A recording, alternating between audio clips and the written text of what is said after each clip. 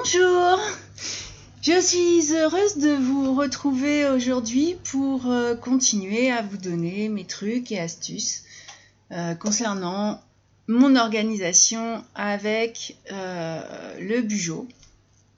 Et aujourd'hui, je vais aborder vraiment quelque chose qui m'est très cher, qui est l'écriture manuscrite.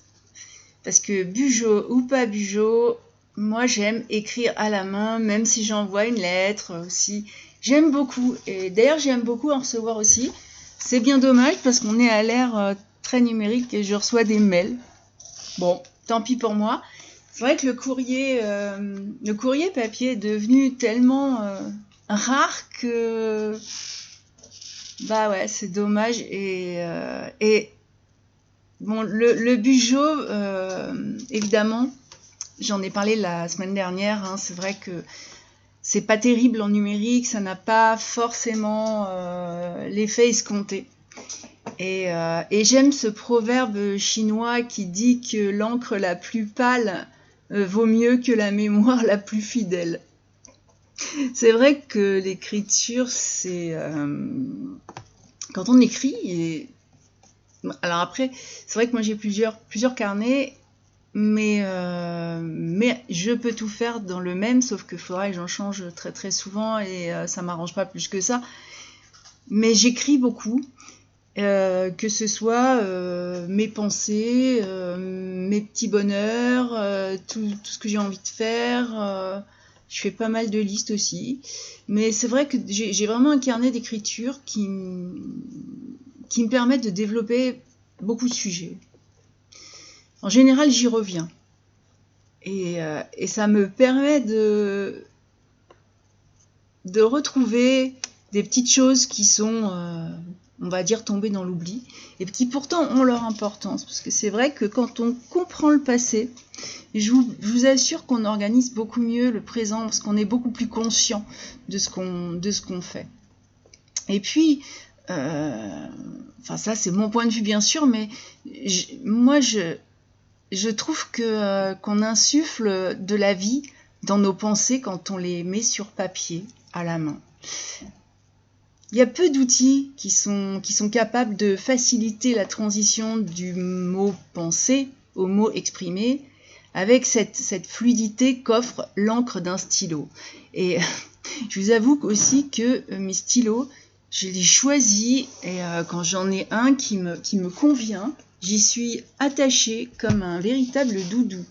Je le traîne partout et mieux vaut pas me faucher mon stylo. Puis alors si je le perds là, c'est la catastrophe. Oui, parce que des fois on n'arrive pas forcément à retrouver le même. Je crois qu'il y a beaucoup de... Il y a quand même une offre assez importante là-dessus. Et à chacun, en fonction de sa main, en fonction de beaucoup de choses, à chacun sa plume. Hein. Et c'est vrai que dans un monde qui privilégie chaque jour davantage les supports numériques, utiliser cette méthode basée sur l'écriture à l'ancienne, ça peut vous sembler anachronique. Mais enfin, dans les commentaires que j'ai eu la semaine dernière, pas forcément finalement, mais je sais qu'il y en a beaucoup qui ne commentent pas, qui sont timides et qui n'osent pas rentrer dans la discussion. Mais vous savez, c'est pas parce que vous préférez l'ère numérique qu'on va vous virer. Hein. Mais c'est vrai que ça peut sembler bizarre. Et pourtant, les recherches qui sont faites, et qui sont d'ailleurs de plus en plus nombreuses, soulignent la persistance de l'aspect pratique de l'écriture manuscrite justement, et encore plus à l'âge numérique. Il y a une université américaine où les élèves rédigent leur rédaction à la main et ils ont beaucoup plus de chances que les autres d'écrire à l'aide de phrases qui sont complètes et d'apprendre à lire beaucoup plus vite. Bon, c'est vrai que c'est un mouvement de la main par rapport à ce qu'enregistre notre cerveau. J'ai pas forcément envie de vous faire une un rapport scientifique là-dessus, mais n'empêche que donc ceux qui rédigent à la main et ceux qui rédigent avec un clavier, tout simplement, hein, c'est vrai qu'il y a eu énormément d'études faites entre les groupes, avec après des groupes témoins, et finalement on se rend compte la lecture, les phrases, tout ce qui est fait, c'est la capacité aussi de l'écriture, c'est en grande partie dû au fait que l'écriture manuscrite accélère et renforce la capacité à former, et donc évidemment à reconnaître tout ce qu'on a comme caractère. Un clavier, toutes les touches restent des touches. Et là, il y a aussi une complexité dans le mouvement tactile que vous faites quand vous écrivez. Et ce mouvement stimule l'esprit beaucoup plus que l'utilisation d'un clavier. C'est vrai que le côté clavier-écran n'est pas intellectuellement stimulant. Ah, c'est pas moi qui le dis, hein, ça par contre. Je le pense, mais après c'était mon opinion, alors que là c'est vraiment de la connaissance basée sur les recherches qui ont été faites. C'est vrai qu'à l'ère numérique, il y a eu les enfants qui avaient déjà des difficultés se sont retrouvés beaucoup plus nombreux,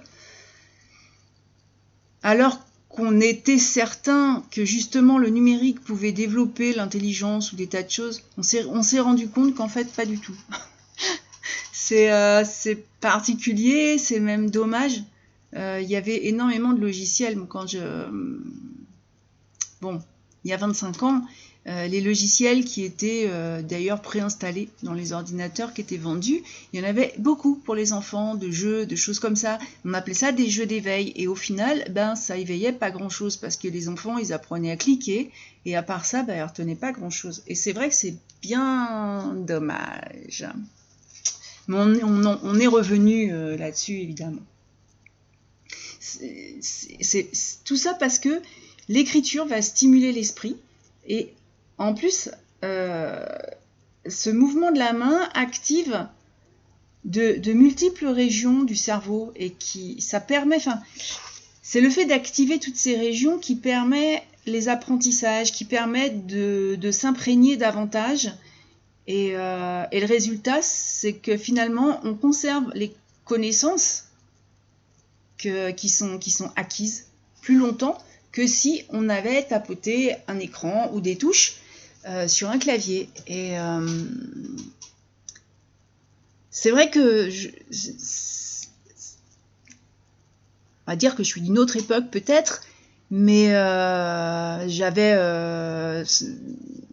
déjà au lycée et puis après en études sup, quand vous êtes dans un amphi, le prof il raconte son truc et il va pas vous donner un cours.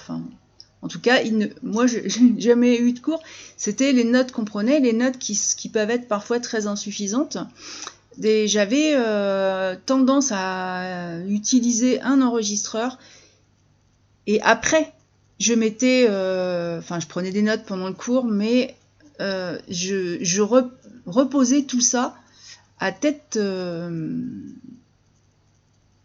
reposée, donc dans un endroit calme.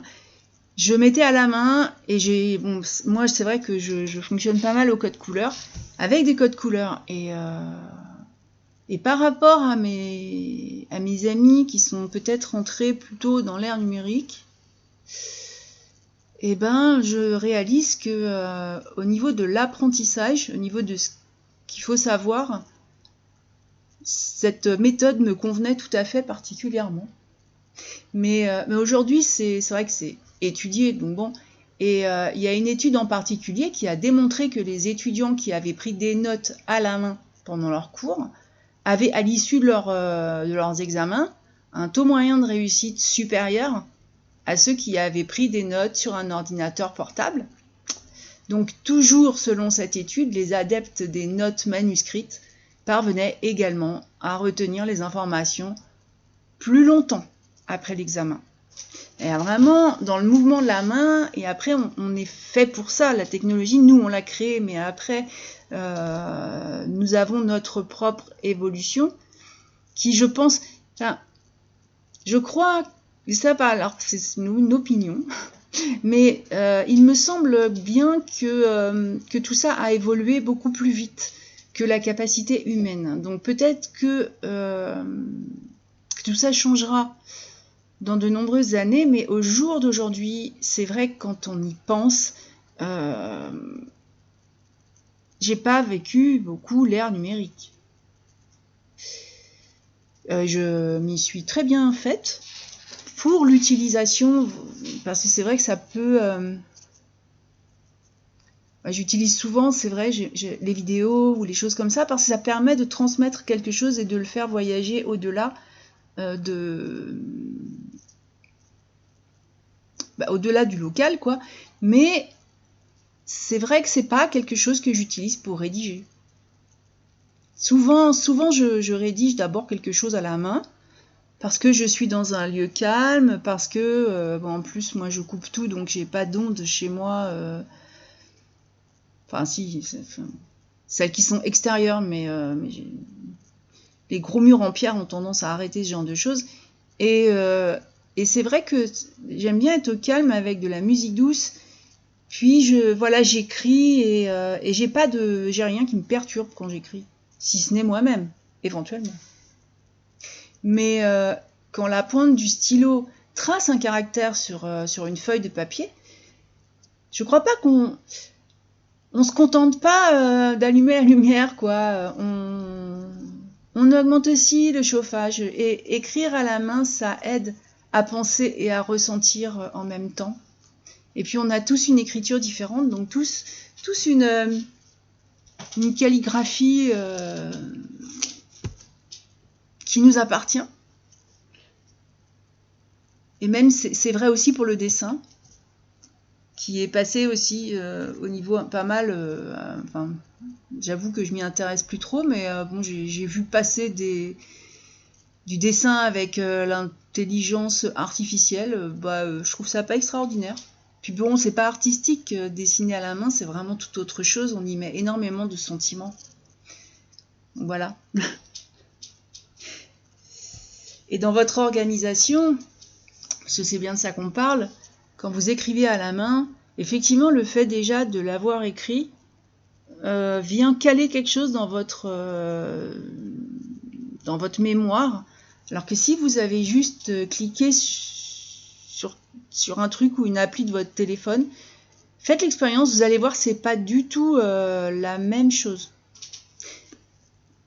Il faut vraiment faire l'expérience.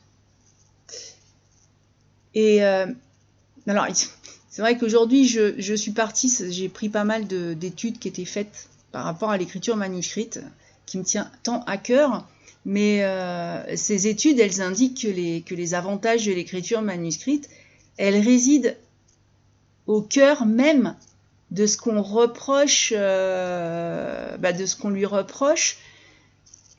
L'écriture manuscrite, on va supposer qu'elle manque d'efficacité. Ouais. Mais le fait que cela prenne plus longtemps, enfin ça dépend après de votre rapidité de saisir de façon informatique. C'est vrai que moi quand je tape quelque chose, je suis rapide. Alors est-ce que j'écris à la main plus vite? J'en sais rien, je ne l'ai pas mesuré, pour moi c'est pas la même chose. Mais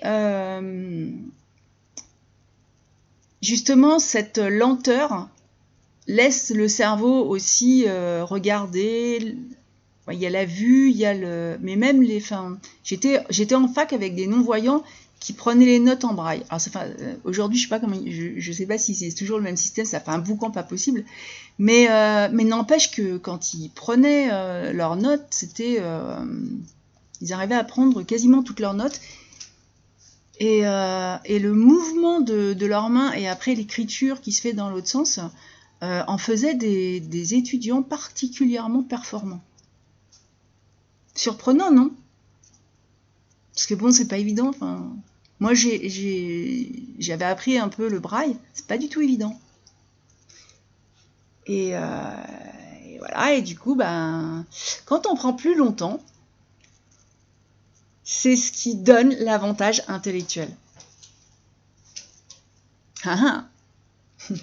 Je crois que c'est quasiment impossible de retranscrire mot à mot des cours ou les débats d'une salle de réunion.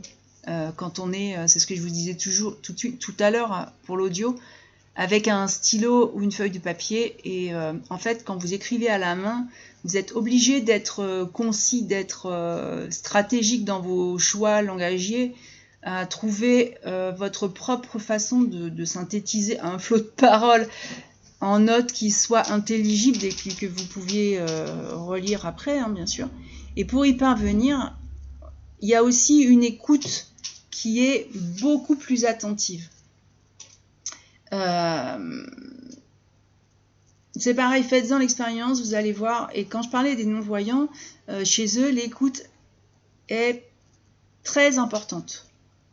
Donc effectivement, on parle bien de mémoire auditive, et c'est vrai que pour avoir une bonne mémoire auditive, il faut se concentrer sur ce qui est dit. Et quand on se concentre, il y a une façon d'assimiler l'information. Et justement, d'en retenir, d'en extraire, c'est un peu comme l'huile essentielle, on va avoir une essence, l'essence d'une pensée extérieure, et on la passe au filtre de nos neurones, et puis on les remet sur papier. Et à l'inverse, si on prend des notes avec un clavier, ça peut vite devenir un acte qui est très répétitif, qui est très mécanique. On se retrouve un peu, vous savez, dans le film, on travaille à la chaîne, et ça fait un peu une autoroute toute droite avec pas une bosse. L'information, elle défile, et au final, ça rentre dans une oreille et ça ressort par l'autre. Donc ça filtre pas au niveau des neurones. Ça, c'est aussi quelque chose qui a été énormément soulevé quand on a parlé justement de remplacer des livres par des tablettes ou des choses comme ça. Ça a été le problème que ça va causer, en plus du souci de vue, parce que être beaucoup sur un écran, on voit qu'il y a de plus en plus d'enfants qui portent des lunettes. Bon, ça c'est autre chose. Mais c'est vrai que on devient robotisé. Et si on robotise quelque chose, l'esprit, il finit par... Enfin, c'est pas très intéressant, donc l'esprit se disperse. Et l'organisation, si vous voulez quelque chose de clair, de concis, c'est vrai que ça peut pas être... faut que ce soit justement concis et pas dispersé de partout. Le fait de l'écrire, le fait de mettre l'heure, vous allez déjà le retenir. C'est marrant parce que il y a un médecin que je vois régulièrement. Lui me donne pas son rendez-vous oralement pour que je le note. C'est le roi du post-it. Et donc je prends ce post-it et je le colle dans mon carnet. Et si je ne recopie pas la date, et comme c'est un post-it, il y a la facilité d'ouvrir mon agenda ou mon bugeot à la bonne date, de coller le post-it là, et en fait, je ne retiens pas le rendez-vous. J'ai fait des expériences sur ma personne, alors que si je recopie le rendez-vous sur l'agenda, je retiens la date. Et ça, c'est marrant, parce que bon, c'est vraiment juste noter rendez-vous avec machin, quoi. Mais je prends conscience de la date et c'est quand même beaucoup plus important. Donc pourquoi, vous allez me demander pourquoi j'estime si important de transcrire les informations qu'on reçoit avec ses propres mots. Je viens de vous en donner un exemple en fait. Mais c'est vrai que les recherches sur ce sujet indiquent qu'en renforçant ces pensées associatives, l'écriture manuscrite améliore la façon dont nous nous approprions l'information aussi. Donc ce serait presque valable pour un peu tout. Bon là, moi, je vous parle uniquement de mes astuces d'organisation, hein, d'écriture, de prise de conscience. Mais c'est vrai que c'est pas toujours quelque chose auquel on pense de sortir un carnet et de prendre des notes. Or, c'est vrai que toutes les recherches vraiment poussent justement à mettre l'information avec nos propres mots pour pouvoir se l'approprier. Et ça, là, ça va être retenu. C'est vrai que des fois,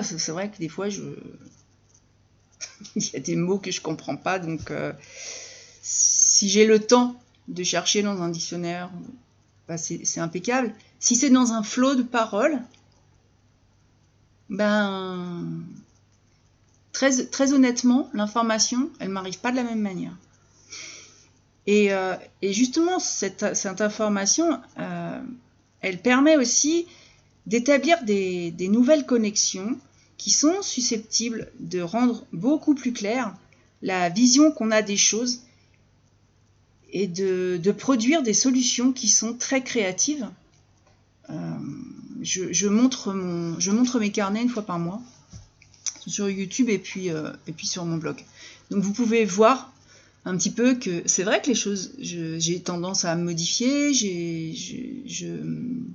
on va dire que je perfectionne. Alors, c'est pas tellement le bon mot parce que finalement, c'est très certainement moi qui change et donc j'adapte l'outil en fonction aussi des saisons. Là, par exemple, on arrive en mars, le printemps va se rapprocher, je vais avoir énormément de travail en extérieur. C'est vrai que je vais m'organiser différemment.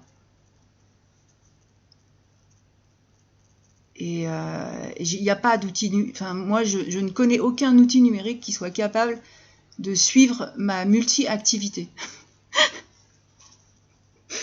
Et du coup, enfin c'est vrai que moi je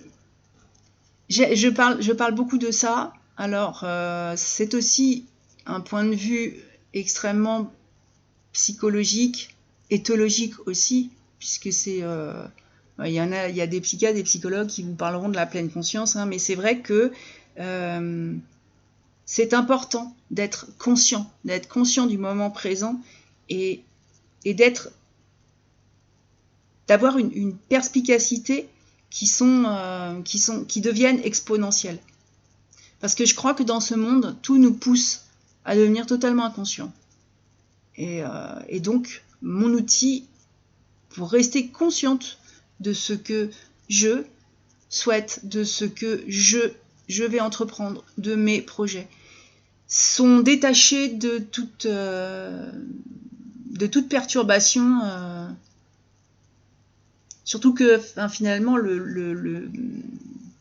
quelque part, tout ce qui est extrêmement... comment dire, tout cet afflux d'applications...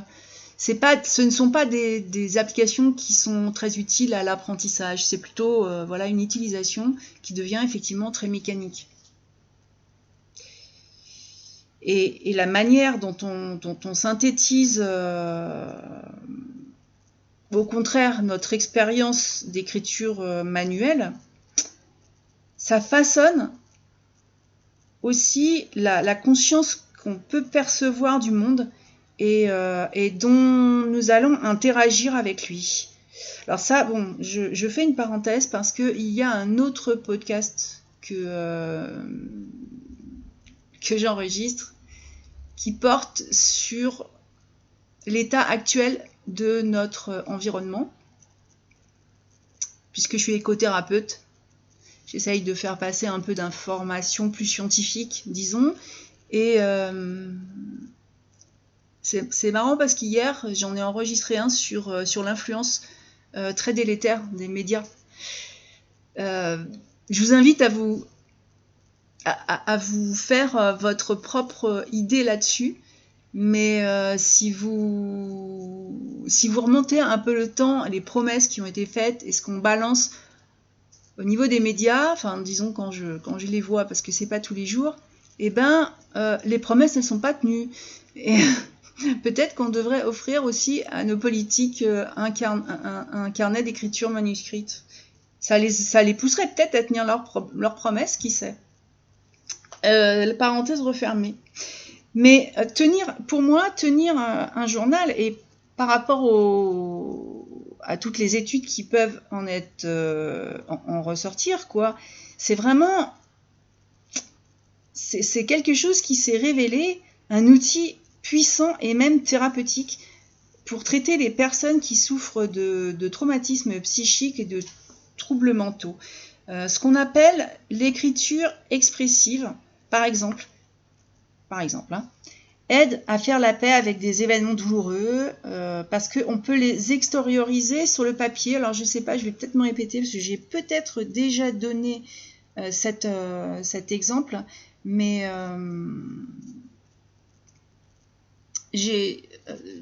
j'échange avec mes patients, j'échange en écriture papier, effectivement.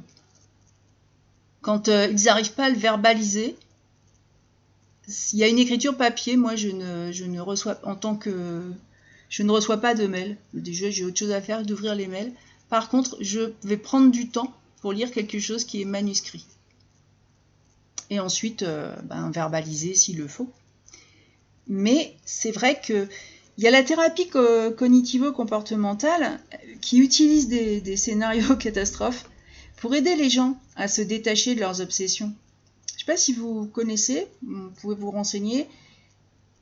Un souvenir qui est traumatisant est détaillé sur un court paragraphe. Et puis après, le scénario il est réécrit encore, jusqu'à ce que l'idée fixe dessert son étreinte là. Bon, on l'a vaincu ou on l'a affaibli par le recul que le patient parvient à prendre grâce à cet exercice, et c'est une façon de prendre la distance que ce patient n'arrive pas à trouver face à des situations difficiles. Sachant que, alors, c'est pareil, la thérapie cognitivo-comportementale, je ne la pratique pas. Ça peut être très très bien, mais elle modifie un comportement souvent sans aller en chercher la cause. Alors ça c'est comme tout, voilà, c'est complémentaire, ça a son intérêt, donc je voulais vous en parler. Mais moi, j'aurais tendance plutôt, justement par l'écriture manuscrite, à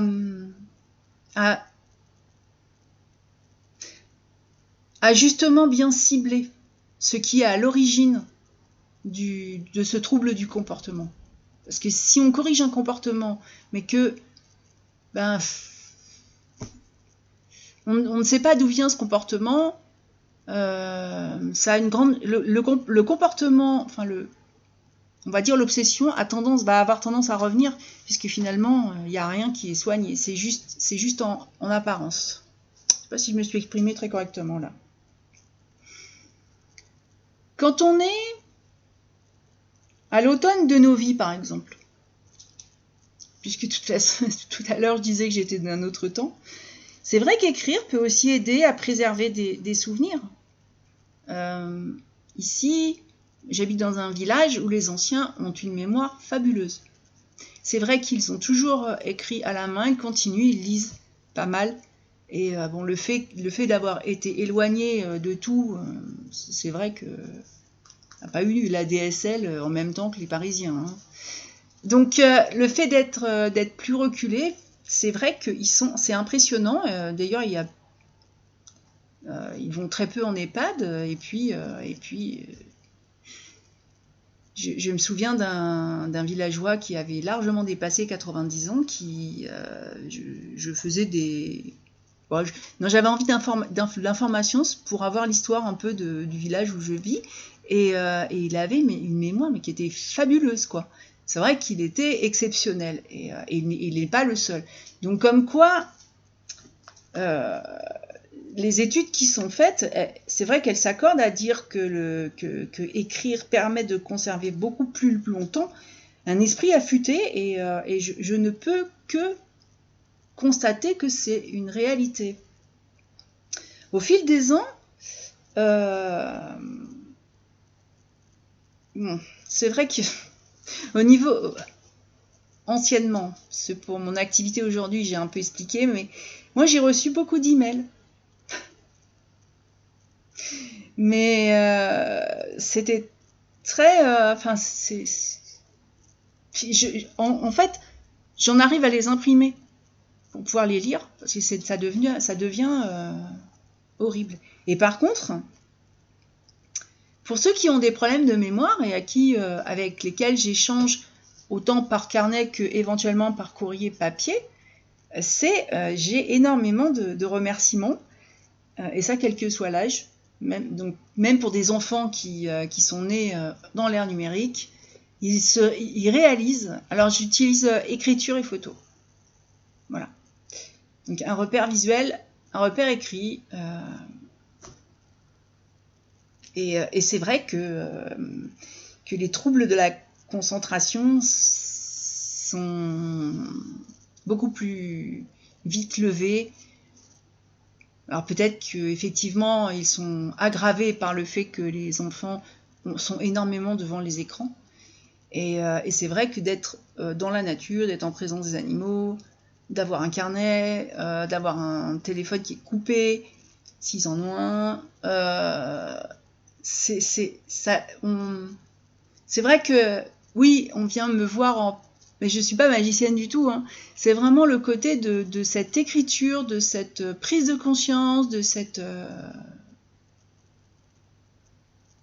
tout ce qu'il y a autour et du temps que l'on prend à le faire, qui fait que oui, on arrive à retrouver concentration.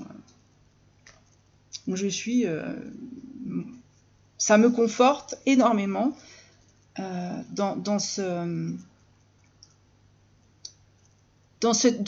cette façon de s'organiser, parce que les jeunes font des études j'espère quand même, surtout ceux que j'ai, ils ont quand même jeunes, donc continuent leurs études et ont finalement un outil qu'on leur donne peut-être plus, ou après il y a aussi des phobies scolaires, mais le fait de se retrouver avec un outil différent change totalement leur façon de s'organiser. Et c'est marrant parce que c'est vrai que moi je suis une bugeoteuse de 55 ans et c'est vrai que je peux vous dire, des fois ça étonne énormément parce que j'ai des repères au niveau météo. Des fois on me dit il y a 3 mois il a fait tel temps, je dis non, ou l'année dernière, et en fait non. C'est vrai que c'est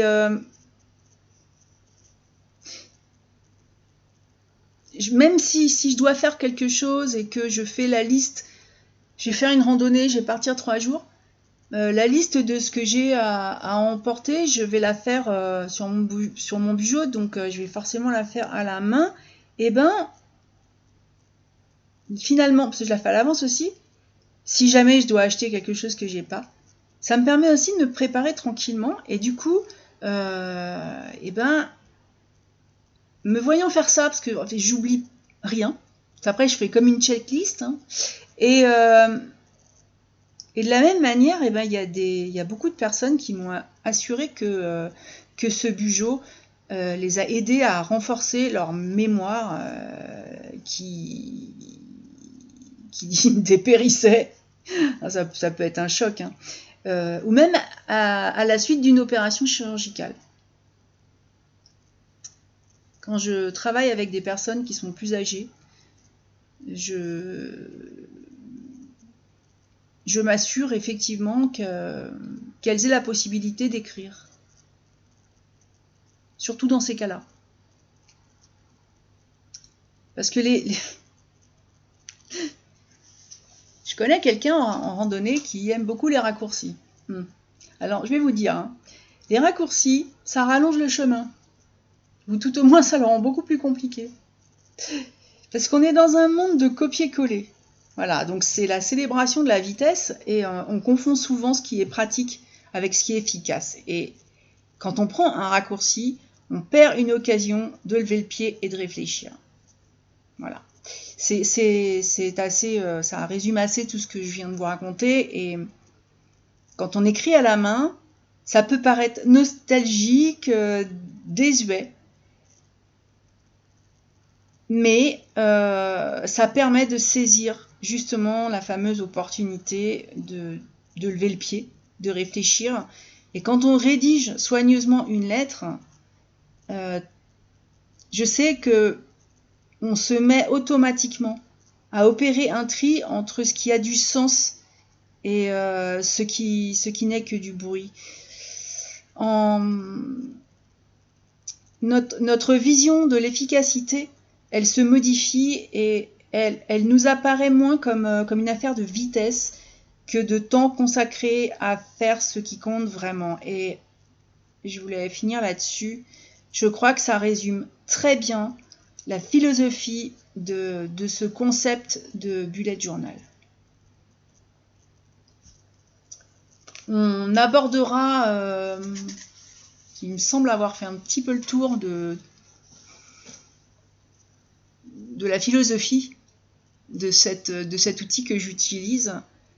Et la semaine prochaine, je vais commencer à aborder plus je vais aborder plus le système. Voilà. Donc, la façon de l'utiliser et la façon de vous l'approprier. Voilà. J'espère que ces audios vous permettent justement peut-être de prendre des notes et de commencer à vous rendre compte de ce pouvoir extraordinaire de l'écriture manuscrite et de l'organisation telle qu'elle est.